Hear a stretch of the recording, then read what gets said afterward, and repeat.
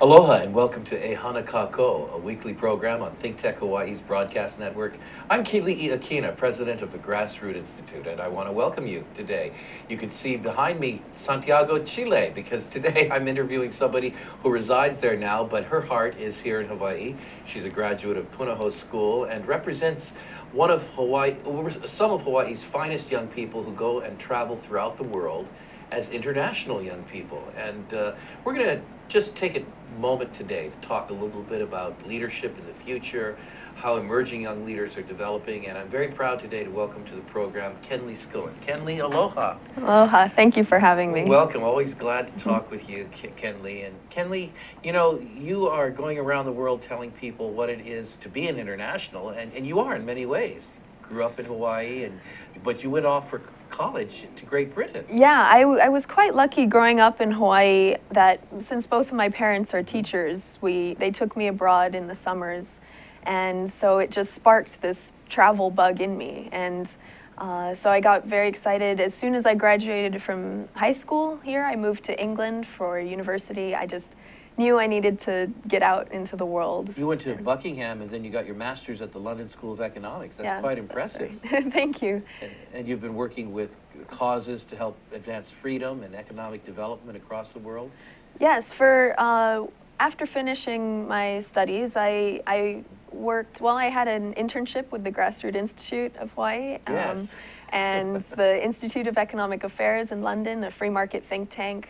And for the past 5 years or so, I've been helping organize Austrian economics summer seminars in China. That's something, and we'll talk a little bit about that. Okay. Well, I want to let our audience know that one of the reasons I've invited Kenli to come on board is we need to be investing significantly in the future of Hawaii and the world, and the greatest investment we can make is in the education and the experiences that go into producing young men and women who will be emerging leaders all across the planet. And I thought that what Kenli is doing is so fascinating and interesting. While a lot of young people are pursuing merely commercial paths or merely a job, Kenli is, in addition to that, trying to bring economic freedom across the world. And maybe we could talk a little bit about that.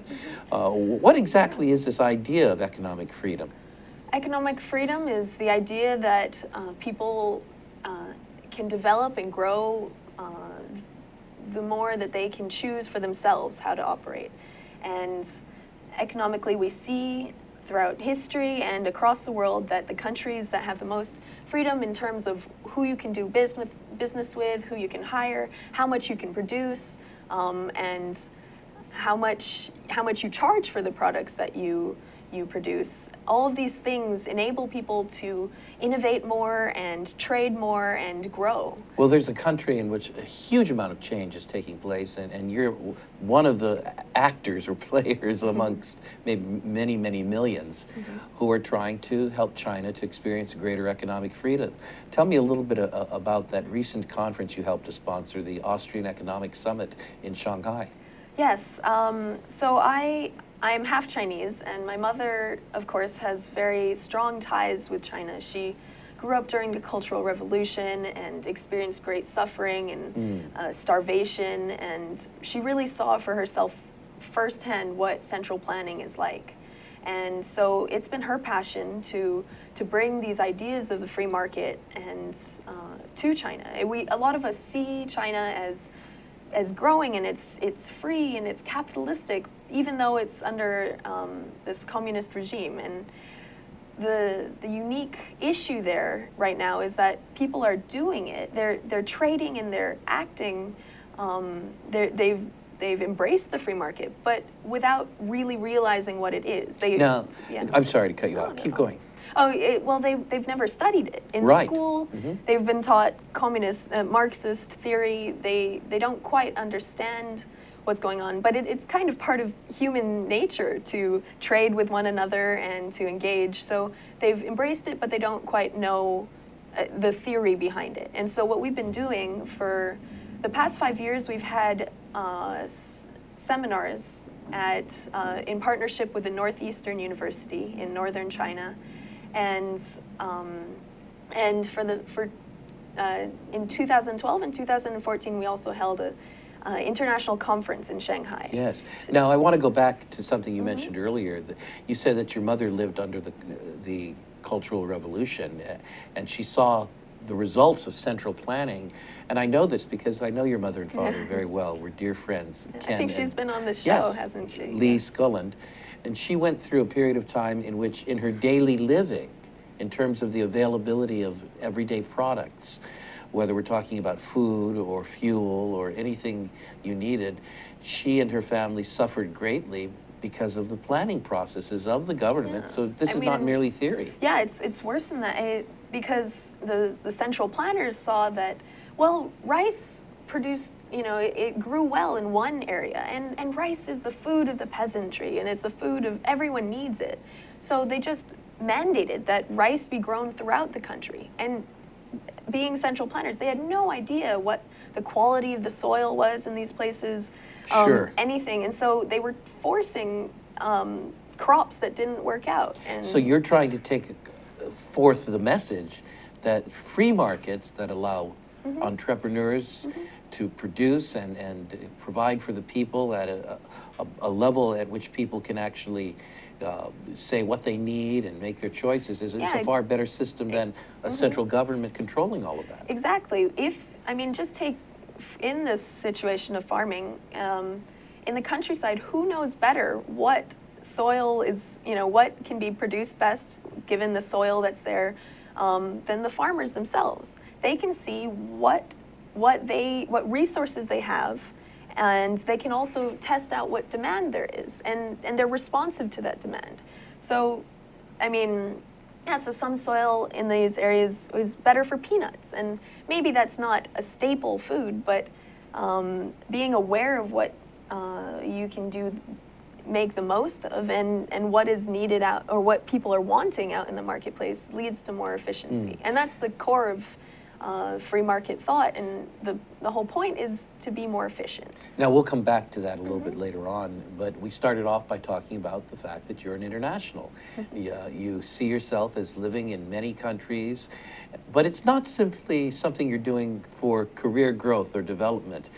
You're not commending that to others simply because it's good to have it on your portfolio. You actually have a message. I think that's quite fascinating, that you are trying to take a message across the world, and you're trying to bring about change. So tell me a little bit about how you did that in Shanghai at the Austrian Economic Summit. About internationalization? Yes.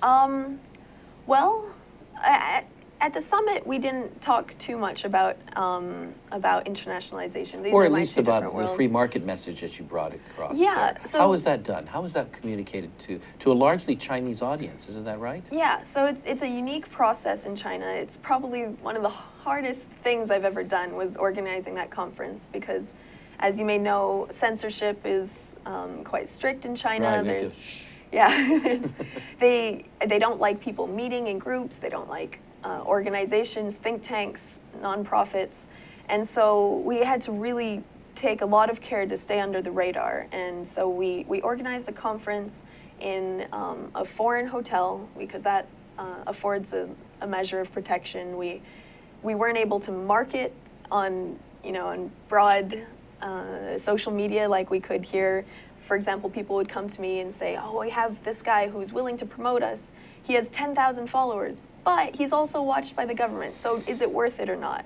So we had to make a lot of these difficult decisions in order to get the message out to as many people as possible, but yet not attract too much government attention. What was the response of people in terms of coming to and taking advantage of the conference? Yes, it's quite remarkable, actually. In China right now, there's a lot of people who are searching for meaning, I think. You can see it in the movies throughout China, and also just in what academics are searching for. So we came across a few groups of entrepreneurs who've been quite successful. But now they're trying to, like I said earlier, they're not quite sure about this market thing. They don't actually know if they're doing something good. And so we had a lot of people come to us, or were attracted to our event, because they're trying to learn about the theory of economics in the market, and to kind of understand if it's ethical or not what they're doing. And so we've had great interest from a lot of not only academics but entrepreneurs, which is something that's a bit unique to China. And it's been great. They host all kinds of events afterwards. We have a lot of meetups, a lot of social media groups. There'll be lectures on Austrian economics, which is another name for free market economics, and on WeChat, which is like the version of WhatsApp in China. Well, now that you're talking about WeChat, you probably are connected with a large number of young people in China. Tell me a little bit about how the younger generation responds to free market principles, because all they have known is a centrally controlled government, economy by the centrally controlled government.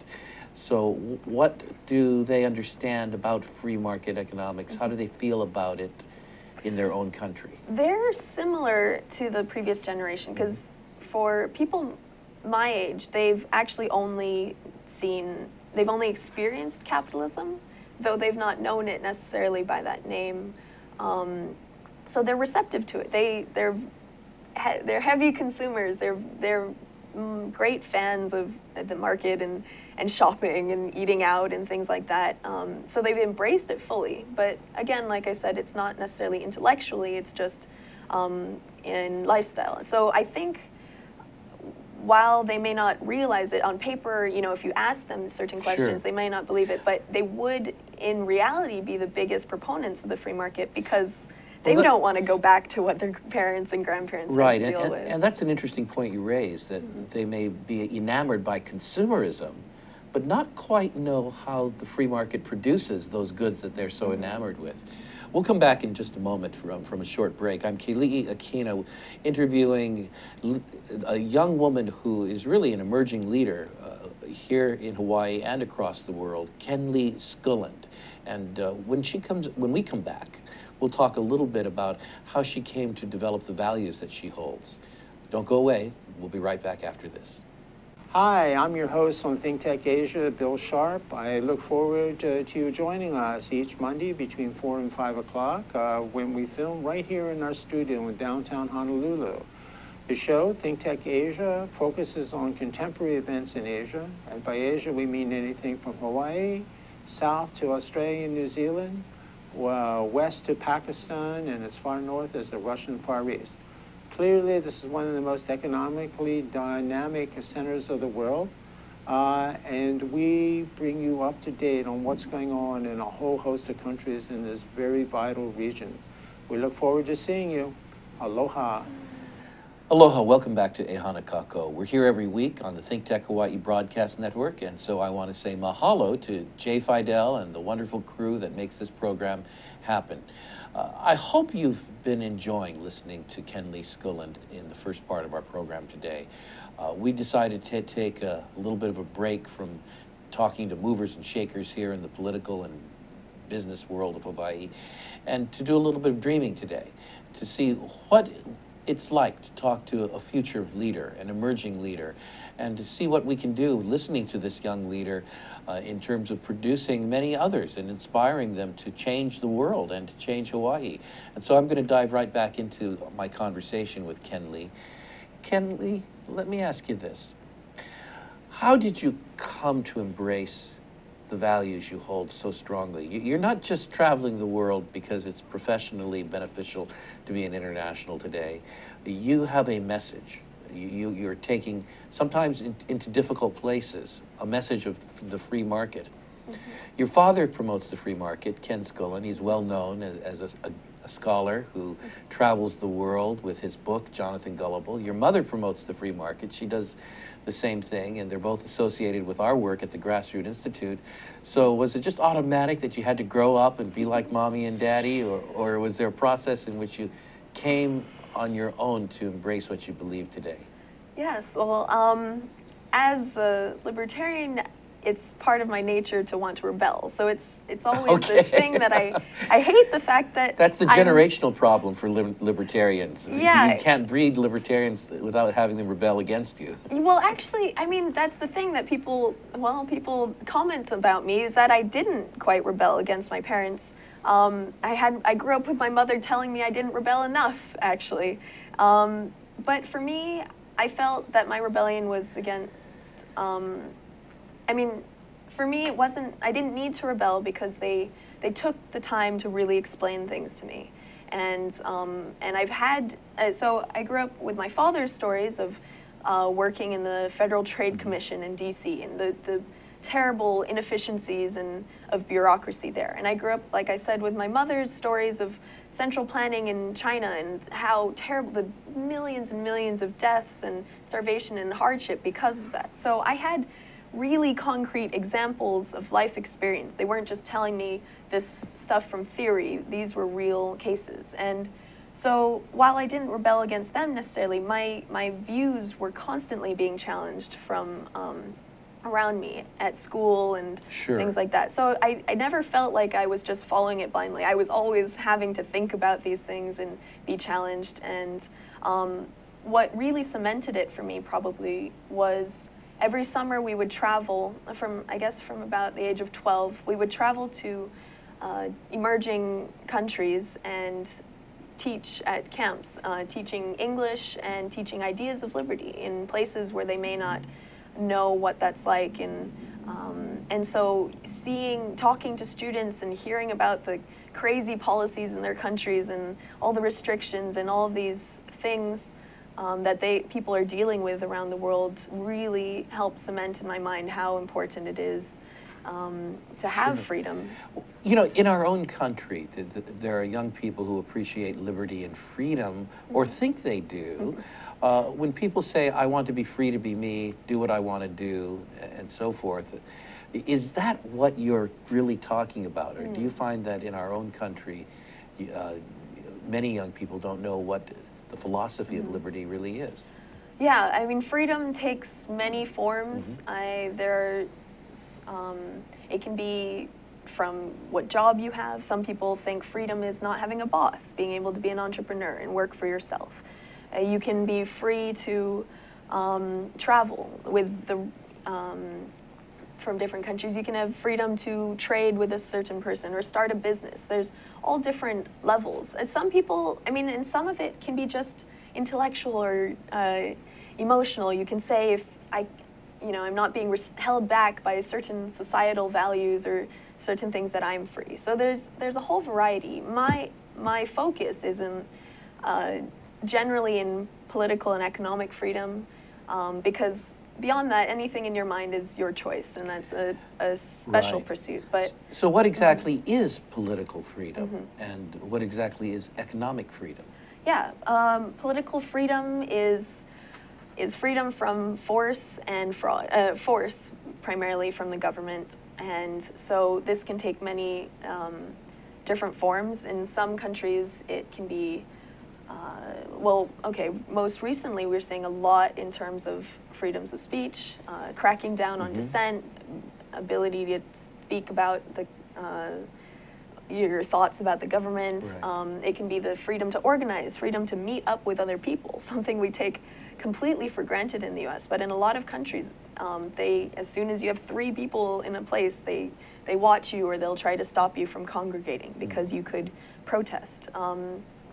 There's freedom to marry who you want, freedom to theoretically have an abortion, freedom to, I mean, there's all these different things. I mean, but the idea is essentially that the government shouldn't have a role in making these decisions for you. If anything, it should just be protecting people from hurting one another, or from being hurt by someone else, and that should be the limit of it. And what would you define economic freedom as? Economic freedom, I think that as I covered earlier, is just the freedom to trade with one another, freedom to hire who you want, freedom to sell where you want for the prices that you want. The idea is that in a free market, people will have to respond to their customers. They will have to obey by the laws of supply and demand rather than laws set by a governing body. We typically think, as Americans, that we have high levels of economic freedom and political freedom. And for the most part, we do in comparison to most countries in the world. But when we really take a closer look, that may not be the case. For example, there's a report that we circulated at the Grassroots Institute that lists individual countries in terms of their economic freedom. Yeah. The United States is usually listed somewhere between 13th and 15th place, whereas Hong Kong is in first place. China is much lower, somewhere in 50 and so forth. So, exactly. The U.S. dropped out of the top 10 this year, and it's now behind countries, of course, Hong Kong, New Zealand, Singapore, but it's even behind the United Arab Emirates and Jordan, which are unlikely examples, but have shown how the U.S. is doing. And it's slipped also in corruption. In the Corruption Perceptions Index, it's also suffering. And with all of this, how do we evaluate our own freedom here in Hawaii? I think if typically we're talking to someone on the street, they'll say, I'm free. But how do you've lived in Hawaii, you understand our economy and our political system. How would you evaluate the level of freedom here in this state? Yeah, like I said, or like we were talking about earlier, Hawaii is quite, the U.S. is by no means the worst. There are certain aspects of it that still work, but the main issue when it comes to the U.S. is primarily bureaucracy. In Hawaii... By bureaucracy, you mean the size and the inefficiency of government? Yeah, the regulations. I mean, thousands of pages of regulation are released every day in the U.S. Government control over processes to do business. Every single aspect of business. You can, if you produce washing machines, there's specifications on how much water it can take, what size it should be, and how much energy it should take. I don't even, you can't even get started. Basically, if you can think of it, there's a regulation about it, and it's incredibly difficult to start your own business in less conventional ways. For example, just to become a hairdresser or something. If you just want to cut someone's hair, you can do it for free. But then as soon as you want to charge someone for it, the government steps in and says, no, you need a license, you need like 1,000 hours of training, you need to fill out an application and get this license. And these are things that we don't see on a normal, a daily basis because, well, I haven't tried to be a hairdresser. But these things are stopping people from just working, just producing. Well, certainly Hawaii is one of the most regulated states in terms of industries anywhere in the nation. So that would translate, by what you're saying, into Hawaii perhaps not being as free as we think we are. So I'm just wondering how people perceive freedom. I'm not sure a lot of people are running around saying, I'm not free, I'm not free. Well, what do you think about that? I think, well, I'd say that a difficult thing is that people are used to it. Okay, they've gotten used to it. Accustomed to this idea that you need to get a license to do something as simple as cutting hair. Sure. And so we've sort of accepted it. When you look at it, more closely, you think, well, wait, why? I mean, I could do this for free, and I could do it for myself. You know, and I'm not just talking about cutting hair. There's over 1,000 occupations that require a license. But yeah, people have come to accept it. And I think one issue in the U.S. is that it's bad, but it's not so bad that people are constantly complaining about it. So there's a level of tolerance. Yeah. We tolerate because overall we seem to have the comfort that we want to have, the opportunity we want to have. If it takes a few months to start a business, I mean, that's unfortunate, but it's not like it's impossible. It's not years. So then the discourse or the discussion about freedom actually might be more, might draw more interest in a place where there actually is less freedom. Yes, there's something to be said about extremes and a complete backlash against it. So it's kind of the analogy of the frog in the pot. If it's if you throw a frog into a pot of boiling water, it'll jump out immediately because it'll see this is terrible. I don't want to be in it. But if you put a frog in a pot of cold water, and then slowly you turn up the heat, the water will slowly get hotter and hotter and hotter, and eventually cook the frog, because he's gotten accustomed to it along the way and didn't know to react. And I'd say that's what's happening. Aware are your friends, your colleagues from high school here in Hawaii, your contemporaries, how aware and interested are they in the matters of freedom? I would have to say not too interested. It's not really a topic that anyone wants to cover. Though I've started to see some a rise in interest from issues like Uber and these ride-sharing companies that are being restricted by the government, because it's something that directly affects them. They see, wow, this is a great service, it's a great idea too, and it's saving me money, it's efficient, it's up to date, and then legislation comes in that says, that tries to ban this. Airbnb, another example. I don't know what the situation is in Hawaii, but you see it throughout the US, and all of a sudden young people are seeing these issues and thinking, wait, but that doesn't make sense. This is an awesome idea. Why are they trying to stop it? So there's an illustration right in front of people of what the free market is and how it might work and all the promise of it, and what the highly regulated central control environment really produces, and it restricts their freedom. Yeah, and I think it's fantastic, actually. I'll see on my Facebook news feed or something a friend that's completely politically apathetic, just not interested at all, and they'll be posting protests for Uber or something like that, and talking about how this is good for the market. And I think it's great. And in a way, I'd say that that's the best way to promote freedom and economic freedom and political freedom, but just in terms of issues that affect people directly and that they feel the impact from. Theory doesn't always work. Sure. Well, you've just explained something. Why in my lectures at the university on the Goss plan of the Soviet Union, the commanding heights and all of that, I get far less interest than people have in where they can get an Uber ride. It's rational, well,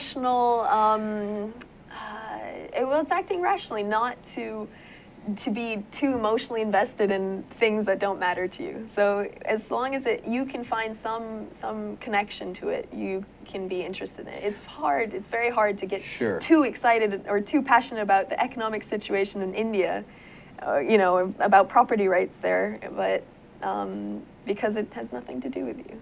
Well, one of the reasons that I asked you to come on board here is because I think you're onto something. You're able to bring together that emotional aspect of an issue that is really down to earth and affects people with the level of theory or philosophy that's needed to inform people. And that's part of what you do. We're going to take a break in just a moment. And before we do, I want to just kind of get your mind thinking a little bit. What would you say to other young people who are finishing up their college years, who are thinking of their careers now and so forth? I know one of the things you do is consult others on becoming an international, and maybe you can address that a little bit. But what would you say in terms of taking who we are as Americans and sharing that value without dominating other people at the same time?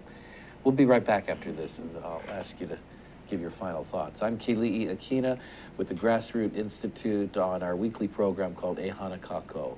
We hope you'll be back, and you can watch this program and many others we produce all together at ThinkTech, about 25 hours of content every week, and you can see these programs at thinktechhawaii.com. We'll be right back after this. Aloha, I'm Hunter Hevelin, host of Sustainable Hawaii here at ThinkTech Hawaii. You can tune in every week on Thursday at 2 p.m. to see interviews with sustainability professionals from around the state and even further abroad, learning about activities with water management, food security, waste management, and a whole host of other fascinating opportunities to get engaged with making a greener island. So if you're interested in making the transition from consuming individuals to communities of producers, check us out every Thursday. Aloha. Well, welcome back to our final segment today of Ehana Kako, and my guest has been Kenli Schoolland, a bright young entrepreneur of ideas, traveling across the world, currently living in Chile. She's been in China and all over, actually, promoting the ideas of economic freedom and liberty. And in this final segment, we're just going to chat a little bit now about what you might say to other young people. But before you do that, there was an interesting episode in your life when you were in the former Soviet Union's Georgia with your parents that kind of sums up what one has to be prepared for if you become an international. Yeah, so I was talking to you about this earlier, and something that really stuck out in my life that really cemented these ideas for me was in 2008 when I was teaching at a Liberty and Entrepreneurship camp in Georgia, in the Republic of Georgia, and we were there, and people were talking about the fact that Russia was getting sort of involved in Abkhazia, in this sort of separatist region. But they said, oh no, don't worry, nothing will happen, because I mean, Georgia is a favored partner of NATO and the US, and Russia would never dare do anything like that. And so when we were there, yeah, it's true, it didn't feel like anything was different.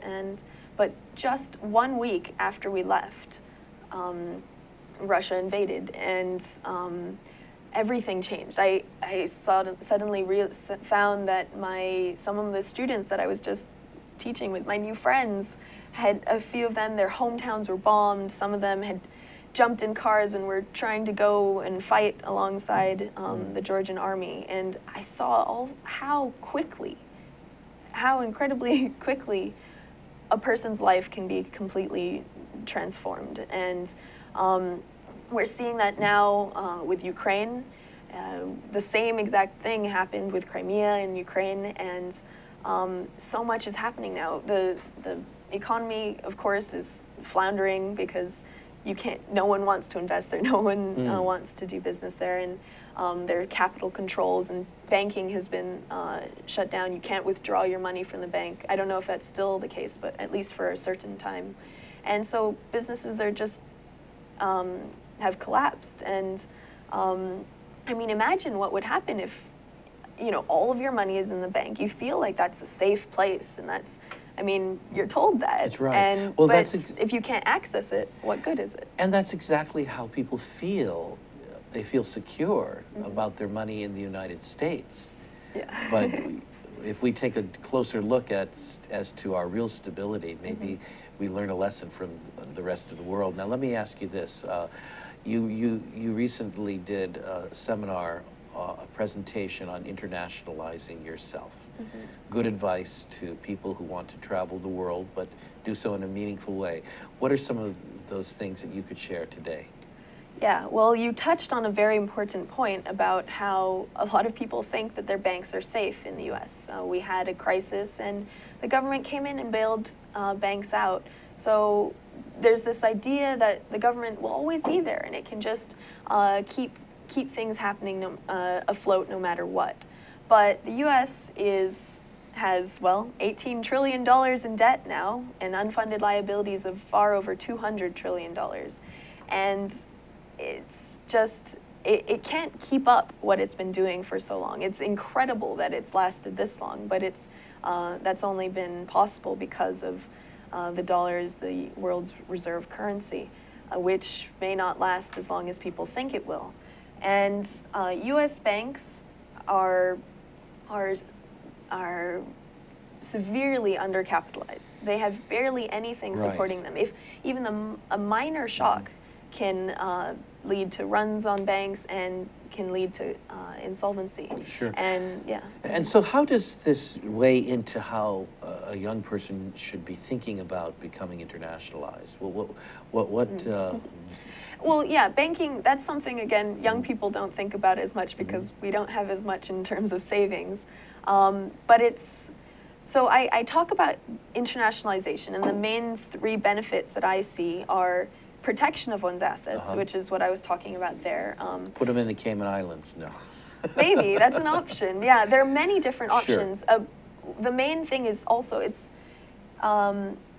you want to be safe in where you choose to bank, where banks are supported with capital, and the regime, the political atmosphere is sound, and all of these things. But it's also important not just picking one place like that, but a few places, because diversification is always a safe strategy. It works in investment, and it works in your own life. And so I see internationalization having the benefits of protecting yourself, also lifestyle arbitrage, which means you can take advantage of the different situations, and ideological reasons. And back to lifestyle arbitrage, you were asking me about some advice to give to students. And, well, actually, anyone. I think lifestyle arbitrage is just, I mean, that's the best way to take advantage of life, I think. You can use the skills that you have. For example, speaking English in the US it's not that special of a skill. It's something we all have. But going abroad, all of a sudden you find that this skill that you've taken for granted, there's a market for it. And you know, you can get paid quite well for it. And beyond that, I mean, skills of web design or social media, something that you do on a normal basis, can be valuable somewhere else. And lifestyle arbitrage can go in different ways. I tell a lot of people, students in high school, to think about going outside of the US for college, because there's many places that are far cheaper with good quality education, and on the side you can even learn a second language perhaps. So at the end, maybe you can ideally end up when you graduate without debt and with international experience and another language. There's so many things to be gained by just thinking about things a little bit differently. And a resume that sports degrees from British universities. Well, which sounds quite impressive. Thank you. Yeah, not just Britain, but China and Germany, all these places. And you have studied in China as well. Yeah, I studied Chinese in China and taught English on the side. SAT prep is also in high demand there. So, I mean, I covered all of my tuition by working on the side. Well, the points you raise are quite fascinating, because they're not the typical travelogue advice. You know, protect your assets for one thing. Leverage your lifestyle arbitrage. Tell us a little more about your third point. My third point is an ideological one. And we've made it quite clear here that I travel not just for fun or not just for my career, but also because for me, freedom is very important. And I will admit that I'm quite disillusioned with the political system here in the US and in most places. And I feel that my vote, ticking off a few names on a piece of paper, isn't actually enabling my voice to be heard. It's not really making a difference. We see people being very discontent with the system, but it continues. And you change the person in power, but the same policies continue. And I got a bit tired of that. I grew up here campaigning a lot and doing all these things, but then now the way that I see it is just to vote with your feet. And again, you're a small voice. It's just one person, but at least I feel like it's a significant one. I'm saying that I don't appreciate how the government treats its people, and I think that there are places that do things better. And so I'm casting my vote on a political system by leaving entirely. And again, and so that's why you live in Chile. We have Santiago right behind us here, and your apartment building is... Yeah, right about where you were just pointing is where I live, actually. And are you saying you've left and abandoned the United States, or are you saying you're living and working outside of the United States for a purpose of advancing liberty? It's a mixture. I've not abandoned the U.S. I'm here. I have family here. I have a lot of ties to the U.S. But for personal life, for doing business and for working, I see it much.